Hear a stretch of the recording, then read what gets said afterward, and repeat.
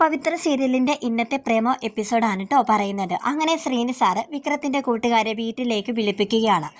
വേദ തൻ്റെ അനുഭാവികളെയൊക്കെ വിളിച്ച് വിക്രത്തിനെ കുറിച്ച് തിരക്കുകയാണ്. എവിടെയാണ് വിക്രം എന്ന് അവരോട് ഇങ്ങനെ ചോദിക്കുകയാണ് കേട്ടോ. അപ്പോൾ അവർ പറയുന്നത്, ഞങ്ങൾ വിചാരിച്ചത് ശ്രീനി സാറ് എങ്ങോട്ടെങ്കിലും അവനെ എന്തെങ്കിലും അത്യാവശ്യത്തിന് മാറ്റിയതാവും എന്നാണ് കരുതിയത്. സാറിൻ്റെ അടുത്തും അവൻ ഇല്ല എങ്കിൽ അവൻ എവിടെ പോയി എന്ന് പറഞ്ഞ് അവരെല്ലാവരും ഇങ്ങനെ വലിയ രീതിയിൽ ഇങ്ങനെ ചർച്ച ചെയ്യാൻ കേട്ടോ. അങ്ങനെ വിക്രത്തിൻ്റെ കൂട്ടുകാരാണെങ്കിൽ ഇങ്ങനെ പേടിക്കുകയാണ്, അയ്യോ വിക്രത്തിന് എന്തെങ്കിലും സംഭവിച്ചു കാണുമോ എന്നിങ്ങനെ പറയുകയാണ്. അതിൻ്റെ ഇടയിൽ ശ്രീനി സാറിന് ഒരു കോള് വരികയാണ്. വിക്രത്തിൻ്റെ ബൈക്ക് ഒരു സ്ഥലത്ത് നിന്ന് കണ്ടെത്തി എന്നും പറഞ്ഞിട്ട് ഇങ്ങനെ ഒരു കോള് വരികയാണ്. അങ്ങനെ അവർ അത് അന്വേഷിക്കാനായിട്ട് പോകുകയാണ് കേട്ടോ. ഇതേ സമയം വേദ മുത്തശ്ശിയായിട്ട് സംസാരിക്കുകയാണ്. വിക്രത്തിനെ ഇതുവരെയായിട്ടും കണ്ടില്ലല്ലോ, നാളെയല്ലേ വിവാഹം, ഈ കല്യാണം നടക്കുമോ എന്നൊക്കെയുള്ളൊരു ടെൻഷനിലാണ് കേട്ടോ വേദ. അപ്പോൾ മുത്തശ്ശി പറയുന്നുണ്ട് വേദയോട്, വേദ മോടെ ചേട്ടൻ അവനെ എങ്ങോട്ടെങ്കിലും മാറ്റിയതാവുമോ, ഒരു കാര്യം ചെയ്യാം വേദ, മോടെ ചേട്ടനെ ഒന്ന് വിളിക്കുക, എന്നിട്ട് സ്പീക്കറിലിടുക എന്നൊക്കെ ഇങ്ങനെ പറയാം കേട്ടോ. പക്ഷേ വേദയുടെ ചേട്ടനെ വിളിക്കുമ്പോഴത്തേക്കും അവൻ ഒന്നും അറിയാത്തതുപോലെ തന്നെ സംഭവിക്കുകയാണ് കേട്ടോ.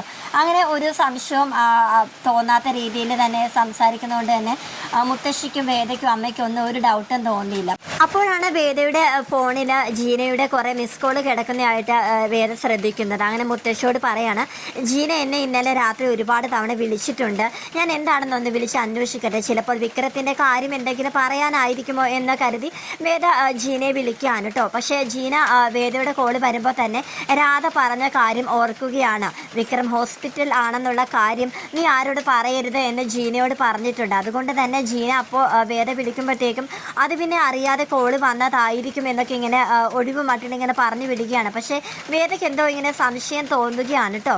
അങ്ങനെ വേദ ജീനയോട് പറയാണ്, വിക്രത്തിൻ്റെ എന്തെങ്കിലും കാര്യത്തെപ്പറ്റി പറയാനാണ് വിളിച്ചതെങ്കിൽ അത് പറയൂ ജീന, അല്ലെങ്കിൽ അത് പറയിപ്പിക്കാൻ എനിക്കറിയാം എന്നിങ്ങനെ പറയാൻ കേട്ടോ. അങ്ങനെ മുത്തശ്ശിയും വേദയും കൂടി നമ്മുടെ ജീനയെ ചെന്ന് കാണുകയാണ്. അങ്ങനെ ജീന എല്ലാ സത്യങ്ങളും പറയുകയാണ്. രാധയും ജീനയും കൂടി വിക്രത്തിനെ ഹോസ്പിറ്റലിലാക്കിയ കാര്യമൊക്കെ പറയാൻ കേട്ടോ. അങ്ങനെ അവർ 3 പേരും കൂടി രാധയുടെ വീട്ടിലേക്ക് ചെല്ലുകയാണ്. അവിടെ രാധയുടെ അച്ഛൻ രാധയെ വഴക്ക് പറഞ്ഞുകൊണ്ടിരിക്കുകയാണ്. നീ ഇന്നലെ രാത്രി എവിടെയായിരുന്നു, പോയിട്ട് വരാം എന്ന് പറഞ്ഞിട്ട് നീ ഇന്ന് രാവിലെയല്ലേ എത്തിയത് എന്നൊക്കെ ഇങ്ങനെ പറയാൻ കേട്ടോ. അപ്പോൾ രാധ പറയാണ്, അത് പിന്നെ അച്ഛ ജീനയില്ലേ, അവൾക്കൊരു ആക്സിഡൻറ്റ് പറ്റി, അവിടെ കൂടിയായിരുന്നു ഞാൻ, ഇപ്പോൾ ഞാൻ അവൾക്ക് ഫുഡ് കൊടുക്കാൻ വേണ്ടിയിട്ട് പോവുകയാണ് എന്നിങ്ങനെ പറയാണ്. അത്രയും നേരം ചൂടായിക്കൊണ്ടിരുന്ന അച്ഛനപ്പോൾ ഒന്ന് തണുത്തിട്ട്, അതെയോ എന്നാ നീ ചെല്ലുമോളെ എന്നിങ്ങനെ പറഞ്ഞു വിടുകയാണ് കേട്ടോ. പക്ഷെ ആ സമയത്ത് തന്നെയാണ് നമ്മുടെ ജീന ഓട്ടോറിക്ഷയായിട്ട് എത്തുന്നത്. അങ്ങനെ രാധയോട് പറയാണ്, നീ എന്നോട് കള്ളം പറഞ്ഞല്ലേ എന്നിങ്ങനെ അടിക്കാനായിട്ട് ഇങ്ങനെ പോവുകയാണ്. അപ്പം മുത്തശ്ശി പറയുന്നുണ്ട്, വേണ്ട, അവളൊരു നല്ല കാര്യം അതോടൊപ്പം ഒരു ചീത്ത കാര്യം കൂടെ ചെയ്തിട്ട് നിൽക്കുകയാണ്. നല്ല കാര്യം എന്താണെന്ന് വെച്ചാൽ എൻ്റെ കൊച്ചുമോനെ ആക്സിഡൻറ്റ് പറ്റിയ എൻ്റെ കൊച്ചുമോനെ അവൾ ഹോസ്പിറ്റലിൽ എത്തിച്ചു. അതേസമയം ഞങ്ങളോട് ആരോടും അവൾ പറയാതെയും ഇരുന്നു. അതാണ് അവൾ ചെയ്ത രണ്ടാമത്തെ തെറ്റെന്നിങ്ങനെ പറയാൻ കേട്ടോ.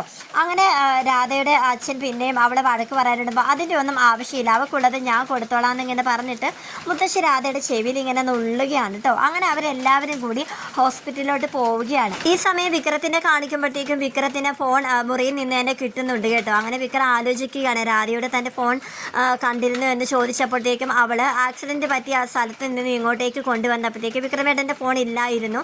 വിളിച്ചു നോക്കിയപ്പോൾ സ്വിച്ച് ഓഫ് ആയിരുന്നുള്ള കാര്യം അവനിങ്ങനെ ആലോചിക്കണം. അപ്പോൾ രാധ തന്നോട് കള്ളം പറഞ്ഞത് എന്തിനാണ് എന്നിങ്ങനെ ആലോചിച്ച് നിൽക്കുന്നതായിട്ടാണ് ഇന്നത്തെ എപ്പിസോഡ് വൈൻഡപ്പ് ചെയ്തിരിക്കുന്നത്.